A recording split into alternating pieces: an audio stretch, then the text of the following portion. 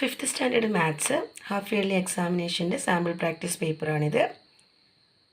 അപ്പോൾ ഇവിടെ ആക്ടിവിറ്റി 7 ആക്ടിവിറ്റിയാണ് ഉണ്ടാവുക. 7 ആക്ടിവിറ്റിയിൽ 5 ആക്ടിവിറ്റീസ് നിർബന്ധമായിട്ടും ചെയ്തിരിക്കണം. Activity 1, write the answers to the questions related to the measurements given below. If 1 centimeter divided into 10 equal parts, what is the length of one part? അപ്പോൾ നമുക്കറിയാം 1 centimetre എന്ന് പറയുമ്പോൾ 0 to 1 ആണ്. 1 സെൻറ്റിമീറ്ററിൻ്റെ ഇടയിൽ ചെറിയ ചെറിയ കുഞ്ഞു വരകളുണ്ടാവും. അങ്ങനെയുള്ള 10 ലൈൻസ് കൂടിയാലാണ് 1 സെൻറ്റിമീറ്റർ ആവുക. അതായത് 10 മില്ലിമീറ്റർ ആണ് 1 സെൻറ്റിമീറ്റർ എന്ന് പറയുന്നത്.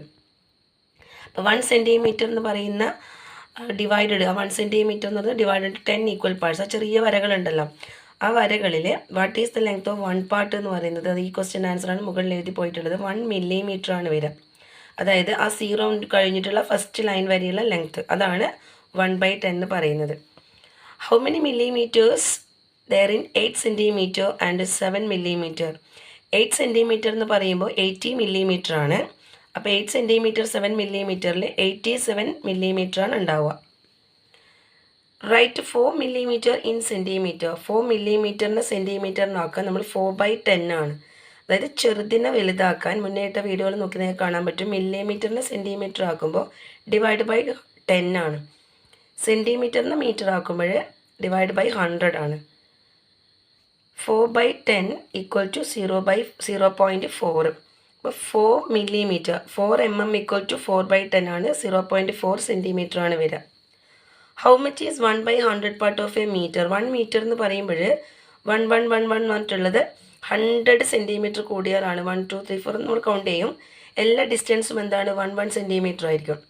അപ്പോൾ അങ്ങനെയുള്ള 100 സെൻറ്റിമീറ്റർ ആയാലാണ് എന്ത് വരിക 1 മീറ്റർ വരിക. 1 മീറ്ററിൻ്റെ ഇവിടെ ചോദിക്കുന്നത് how much is 1/100 part of a metre എന്നാണ്. അപ്പോൾ 1 മുതൽ 100 വരെയുള്ളത് 100 പാർട്ടാണ്. അതിൽ ഒരു പാർട്ട് എത്രയാണെന്നാണ് ചോദിക്കുന്നത്. ഒരു പാർട്ട് 1 സെൻറ്റിമീറ്റർ ആയിരിക്കും. ഒരു പാർട്ട് 1 സെൻറ്റിമീറ്റർ. ഇപ്പോൾ 2 to 3 ആണെങ്കിലും അത് 1 സെൻറ്റിമീറ്റർ ആണ് ഡിസ്റ്റൻസ് വരുന്നത്. ആ ഒരു പാർട്ട്, അതായത് 1 മുതൽ 100 വരെ ഉണ്ട്, അത് 100 പാർട്ടാണ്. അതിൻ്റെ 1/100 ആണ് ചോദിക്കുന്നത്, 1 സെൻറ്റിമീറ്റർ. 213/100 മീറ്റർ എന്ന് പറഞ്ഞാൽ എത്ര സെൻറ്റിമീറ്റർ ആണ്? 213. നമ്മളിങ്ങനെ കാണുമ്പോൾ അത് ചേർത്തങ്ങ് എഴുതി കൊടുത്താൽ മതി. എന്നിട്ട് അവിടെ സെൻറ്റിമീറ്റർ. അപ്പോൾ നോക്കാം, മീറ്റർ സെൻറ്റിമീറ്റർ. വലുതിനെ ചെറുതാക്കാൻ നമ്മൾ എന്ത് ചെയ്യേണ്ട, പോയിൻ്റൊന്നും ഇടേണ്ട ആവശ്യമില്ല. നേരിട്ട് അങ്ങോട്ട് എഴുതി കൊടുത്താൽ മതി. മറ്റേതാകുമ്പോഴാണ് ബൈ, അതായത് സെൻറ്റിമീറ്റർ മീറ്റർ ആകുമ്പോഴാണ് ബൈ എന്ത് വരും 100 വരിക. മില്ലിമീറ്റർ സെൻറ്റിമീറ്റർ ആകുമ്പോഴും അതിൽ മാറ്റം 10 വരും. അങ്ങനെ കിലോമീറ്റർ കിലോഗ്രാം അതൊക്കെ നോക്കാം. ആക്ടിവിറ്റി 2, ഫസ്റ്റ് സർക്കിളിനെ 3 ആയിട്ട് ഡിവൈഡ് ചെയ്തിട്ടുണ്ട്. അടുത്തത് അവിടെ ഒരു ഫ്ലവറിൻ്റെ മോഡൽ ഉള്ളതാണ്. അതിൻ്റെ 5 പാർട്ട് കളർ ചെയ്തിട്ടുണ്ട്. അടുത്തത് 1/2 കളർ ചെയ്തതാണ്. അടുത്തത് 3/4 കളർ ചെയ്തിട്ടുള്ള ഭാഗമാണ്. അപ്പോൾ ഓരോരോ ഫിഗറിനും ABCD എന്ന് പറഞ്ഞിട്ട് കൊടുത്തിട്ടുണ്ട്. അവിടെയുള്ള question, the fractional numbers that represent the shaded part in the picture are given below. Write the name of the picture that represent the different shape. 5/8 എന്ന് പറയുന്നത് ഈ ഫിഗറാണ്, അതുകൊണ്ട് B എന്ന് എഴുതാം. 1/2 എന്ന് പറയുന്നത് ഈ ഫിഗറാണ് 1/2. അത് 2 എണ്ണത്തിൽ ഒരെണ്ണം കളർ ചെയ്തത് C ആണ്. 1/3 എന്ന് പറയുമ്പോൾ 3 പാർട്ട് 1 2 3 പാർട്ട് 1 പാർട്ട് കളർ ചെയ്തത് A ആണ്. അതുപോലെ 3/4 എന്ന് പറയുമ്പോൾ അത് D പിക്ചറാണ്. ടോട്ടൽ 4, അതിൽ 3 പാർട്ട് കളർ ചെയ്തിട്ടുണ്ട്. Draw A square and shade 1/8 of it 8 part of it. അപ്പോൾ ഇത് നമ്മൾ മുന്നേ ചെയ്തിട്ടുള്ളൊരു നമ്മുടെ ടെക്സ്റ്റ് ബുക്കിൽ തന്നെയുള്ളൊരു എക്സസൈസിൽ വരുന്നതാണ് ഈ ഒരു മോഡൽ. അതായത് നമ്മളൊരു സ്ക്വയർ വരയ്ക്കുക. സ്ക്വയർ എന്ന് പറയാൻ വേറെ ഒന്നും വരയാൻ വേണ്ടി പാടില്ല. സ്ക്വയർ വരയ്ക്കുക. സ്ക്വയർ ഈ രീതിയിലുള്ളൊരു സ്ക്വയർ വരയ്ക്കുക. എന്നിട്ട് അതിനെ 8 പാർട്ടാക്കാം. ഇപ്പം ഇതിനെ 4 പാർട്ടാക്കിയിട്ടുണ്ട്. എന്നിട്ട് ഇതിൻ്റെ മൂലക്കെ കൂടി ഇങ്ങനെ വരഞ്ഞാൽ മതി. ഡയഗണൽ ഇങ്ങനെ വരഞ്ഞു കഴിഞ്ഞാൽ 8 പാർട്ടാവും. അതിൻ്റെ ഒരു പാർട്ട് എന്ത് ചെയ്യുക, ഷെയ്ഡ് ചെയ്ത് കൊടുക്കുക. അതാണ് 1/8 എന്ന് പറയുന്നത്. ഇനി ചില സമയം ഈ 1/8 റെഡ് അങ്ങനെയൊക്കെ കളർ പറഞ്ഞിട്ടുണ്ടെങ്കിൽ അത് പ്രത്യേകം കളറായിട്ട് തന്നെ കൊടുക്കുക. ഇവിടെ ഇപ്പോൾ ഷെയ്ഡ് ചെയ്യാൻ മാത്രമേ പറയുന്നുള്ളൂ. അപ്പോൾ 1 പാർട്ട് ഷെയ്ഡ് ചെയ്ത് കൊടുക്കാം. ഓരോ ആക്ടിവിറ്റിക്കും 5 മാർക്ക് വീതമാണ്. Next activity, write the fractional form of the measures given below. നമ്മൾ താഴെ തന്നിരിക്കുന്ന സെൻറ്റൻസിനനുസരിച്ച് നമ്മൾ എന്ത് ചെയ്യണം, അതിൻ്റെ ഫ്രാക്ഷൻസ് എഴുതണം. 1.5 liters of milk. 1 full and half. അപ്പോൾ 1.5 എന്ന് പറയും. 2.25 meters of cloth. 2 full and 1/4. ക്വാർട്ടറിന് 1/4 എന്നാണ് പറയുക. ഹാഫ് 1/2. ക്വാർട്ടർ എന്ന് പറയുമ്പോൾ 1/4, 3/4 എന്ന് പറയുമ്പോൾ 3/4. One circle and 2 parts of another circle divided into 3. One circle, അതായത് ഒരു സർക്കിൾ മുഴുവനുമായിട്ടുണ്ട്. വൺ സർക്കിൾ എന്ന് പറയുമ്പോൾ വൺ സർക്കിൾ മുഴുവനായിട്ടുണ്ട്. And 2 parts of another circle divided into 3. വേറൊരു സർക്കിളിനെ 3 ഭാഗമാക്കേണ്ട 2 പീസ് എന്നാണ് പറയുന്നത്. അപ്പോൾ 1 2/3 എന്നാണ് വരിക. A fraction equal to half when a circle divided into 8. അതായത് 8 പാർട്ടാക്കിയിട്ടുണ്ട് സർക്കിളിനെ 8 പാർട്ടാക്കിയാലേ നമ്മളോട് ക്വസ്റ്റ്യനിൽ പറയുന്നുണ്ട് ഹാഫ് ആണെന്നും പറയുന്നുണ്ട്. അതായത് ഫ്രാക്ഷൻ എങ്ങനെയായിരിക്കണം, ഹാഫായിട്ടാണ് സൂചിപ്പിക്കുന്നത്. പക്ഷേ 8 പാർട്ട് എന്ത് ചെയ്തിട്ടുണ്ട്, കളർ ചെയ്തിട്ടുണ്ട്. അപ്പോൾ 8ൽ 4 പാർട്ട് ഷെയ്ഡ് ചെയ്യുമ്പോഴാണ് അതെന്ത് വരിക, ഹാഫ് എന്ന് പറയാം. അതായത് എപ്പോഴായിക്കഴിഞ്ഞാലും ടോട്ടൽ ഉള്ളതിൻ്റെ പകുതിയോളം ഷെയ്ഡ് ചെയ്യുമ്പോഴാണ് അതിനെ ഹാഫ് എന്ന് പറയാം. ഈ question, how many 1/3 metre long roads put together will make 1 metre. 1 metre ആക്കാൻ വേണ്ടിയിട്ട് 1/3 എത്ര എണ്ണം ഉണ്ടാവുമെന്ന് പറയുന്നത്. 1/3 മീറ്റർ ലോങ് റോഡ് എത്ര എണ്ണം ഉണ്ടാവണം, അത് ഫുൾ 1 മീറ്റർ ആവാൻ വേണ്ടിയിട്ട് മേക്ക് 1 മീറ്റർ. നമുക്കറിയാം 1 മീറ്ററിന് 3 ഭാഗമാക്കിയാലാണ് ഒരു പീസിനെ 1/3 എന്ന് പറയാം. അപ്പോൾ 1/3 പാർട്ട് 3 എടുത്താലാണ് അത് എന്താവുക, 1 മീറ്റർ ആവുക. അപ്പോൾ 3 എടുക്കണം. അടുത്ത ആക്ടിവിറ്റി നമുക്കവിടെ ടൈം കാണിച്ചിട്ടുണ്ട് 7:15. What are the hands on this clock. ക്ലോക്കിൽ കാണിച്ചിരിക്കുന്ന hands. What are the hands on this clock. ക്ലോക്കിലുള്ള ഹാൻഡ്സ് എന്തൊക്കെയാണെന്നാണ് ചോദിക്കുന്നത്. അവിടെ സെക്കൻഡ് ഹാൻഡും കൂടി ഉണ്ട്. അതങ്ങനെ തെളിഞ്ഞ് കാണാനായിട്ടാണ് ഇവിടെ എന്ത് ചെയ്തിട്ടുണ്ട്, ഇവിടെ ഒരു ഹാൻഡും കൂടി ഉണ്ട്, സെക്കൻഡ് ഹാൻഡാണത്. അപ്പോൾ സെക്കൻഡ് ഹാൻഡ് ഉണ്ട്. പിന്നെ ഇത് മിനിറ്റ് ഹാൻഡാണ്. ഈ ചെറുത് hour hand. Which hand turns the fastest. നമ്മൾ ക്ലോക്ക് നോക്കുമ്പോൾ കൂടുതലായിട്ട് മൂവ് ചെയ്യുന്നത് സെക്കൻഡ് ഹാൻഡാണ്. How long does it take for the minute hand to rotate once. Minute hand ഒരു പ്രാവശ്യം കറങ്ങാൻ വേണ്ടിയിട്ട് 1 ഹവറാണ് എടുക്കുക. What time is it on the clock in the picture. പിക്ചറിൽ കാണിക്കുന്ന ടൈം 7:15 ആണ്. 7:15. Draw a picture of clock and mark the time as 8:30. 8:30 8:30 കാണിക്കുന്ന, അതായത് 8:30 എന്ന് പറയുമ്പോൾ 8:30 കാണിക്കുന്ന ക്ലോക്ക് വരയാനാണ് പറയുന്നത്. ഇതാണ് നമ്മുടെ 8:30 കാണിക്കുന്ന ക്ലോക്ക്. ഇത്രയും ചെയ്താൽ 5 മാർക്ക്. ഞാൻ പറഞ്ഞു നിങ്ങളോട് ഓരോ ആക്ടിവിറ്റി ചെയ്താലും അതിന് 5 മാർക്ക് വീതമാണ്. അപ്പോൾ ടോട്ടൽ 7 ആക്ടിവിറ്റിയാണുള്ളത്. 7 ആക്ടിവിറ്റിയിൽ 5 ചെയ്താൽ അതിന് ഫുൾ മാർക്ക് കിട്ടുവാണെങ്കിൽ 25 മാർക്കാണ് ഉണ്ടാവും. 25 ഔട്ട് ഓഫ് 25.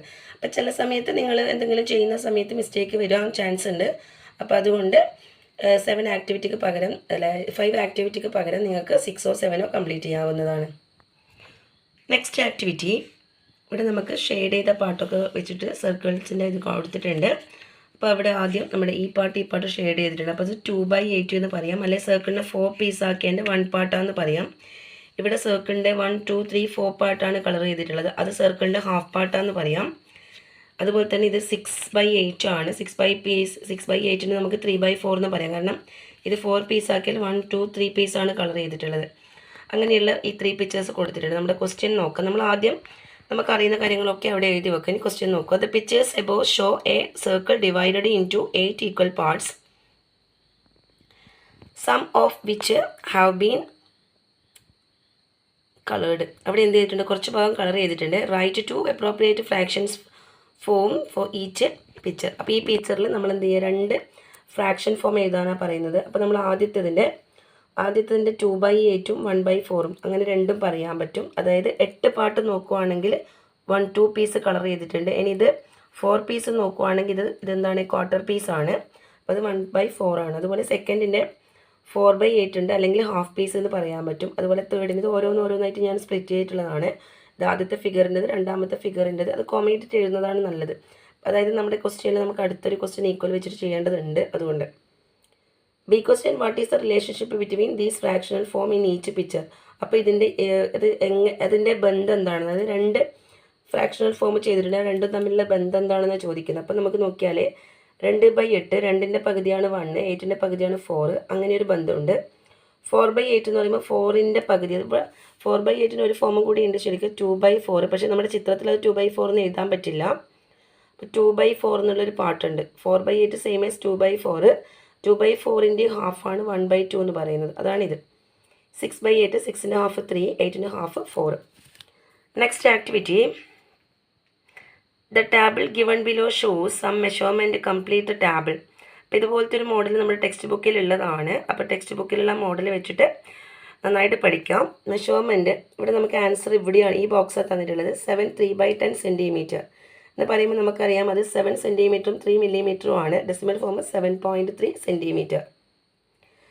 അടുത്ത നമുക്കിത് ഈ ബോക്സാണ് തന്നിട്ടുള്ളത്. 5.43 മീറ്റർ എന്നാണ്. അപ്പം നമുക്കറിയാം 5 മീറ്ററും 43 സെൻറ്റിമീറ്ററും ആയിരിക്കും. അതിൽ 5 43/100 എന്നാണ്. പിന്നെ 6.875 കിലോഗ്രാം എന്നാണ്. അത് 6 കിലോഗ്രാമും 875 ഗ്രാമും ആണ്.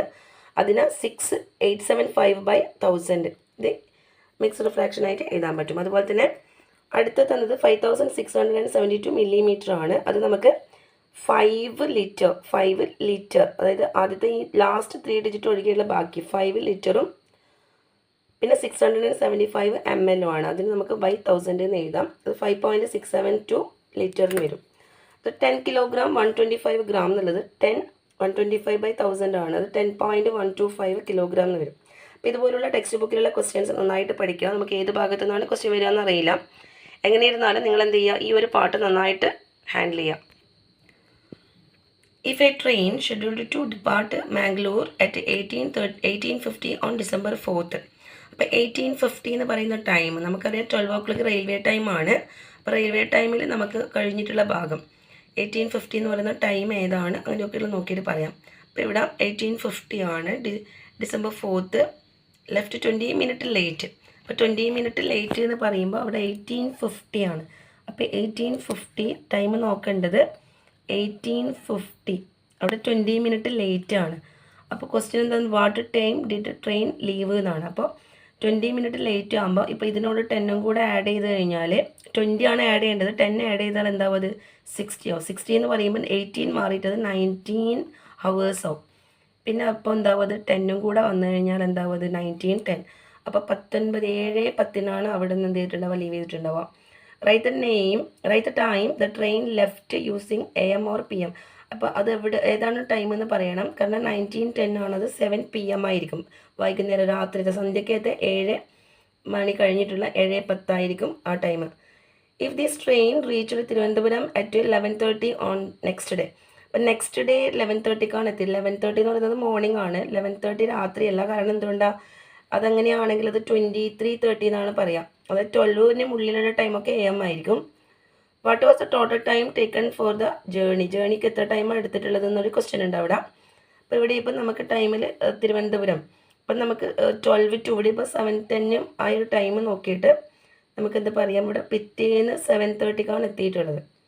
പിറ്റേന്ന് 7:30 എത്തിയിട്ടുള്ളത്. അപ്പോൾ ആ ടൈം വെച്ചിട്ട് നമ്മുടെ ഈ 12 o'clock 7:10 തമ്മിലുള്ള ഡിഫറൻസ് എത്രയാണ്, അത് 4:50 ആണ്. അതായത് 7:10 മുതൽ രാത്രി 12 മണി വരെ 4:50 ആണ് ഉണ്ടാവുക. അപ്പോൾ അതിൻ്റെ കൂടെ ആ ആൻസറിൻ്റെ കൂടെ ഞാനവിടെ ഇവിടെ ഉണ്ട്. പിന്നെ വീണ്ടും എഴുതുന്നതിന് പകരമാണ് അതവിടെ രണ്ടും കൂടെ ഒരുമിച്ച് ചെയ്തിട്ടുള്ളത്. പിന്നെ 11:30 എത്തിയിട്ടുണ്ട്.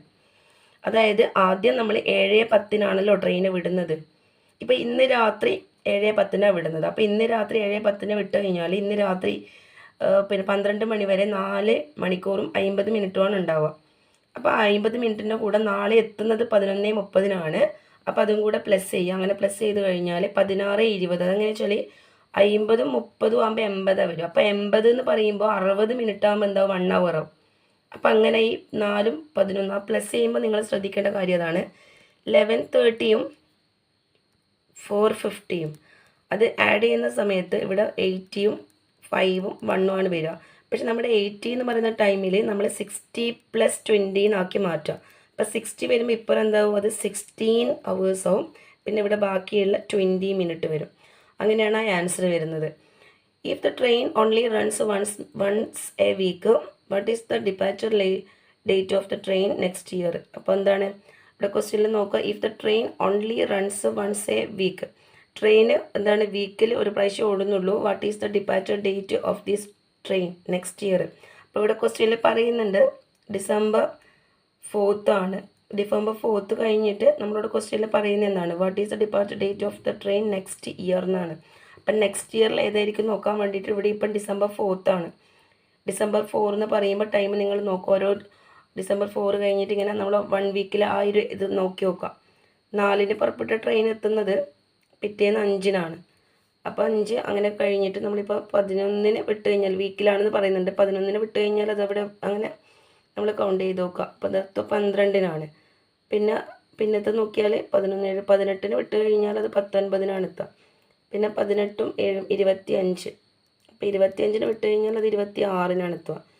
പിന്നെ അങ്ങനെ നോക്കിക്കഴിഞ്ഞിട്ട് നമ്മൾ അടുത്ത ഒരു ഡേറ്റ് നോക്കുവാണെങ്കിൽ ഈ ഒരു എന്താ പറയുക, അല്ല 20-ന് വിട്ട് കഴിഞ്ഞാൽ നോക്കുക ഇവിടെയുള്ള ടൈം ഓരോരോ ട്രെയിൻ വരുന്നതും പോകുന്നതുമായിട്ടുള്ള ടൈം ഒരു 18ഉം 7ഉം 25 25-ന് വിട്ട് കഴിഞ്ഞാൽ 26-ന് എത്തും. പിന്നെ 25 കഴിഞ്ഞാൽ 32-ആണ്. 32 എന്ന് പറയുന്ന ടൈമില്ല.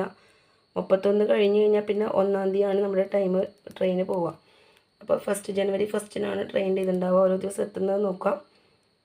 Okay, bye. എല്ലാവരും ഈ ക്വസ്റ്റ്യൻസൊക്കെ നന്നായിട്ട് ചെയ്ത് പഠിക്കുക. ഈ ഒരു മോഡൽ തന്നെയായിരിക്കും എക്സാമിന് ചോദിക്കുക. എല്ലാവരും നന്നായിട്ട് ചെയ്ത് പഠിക്കുക.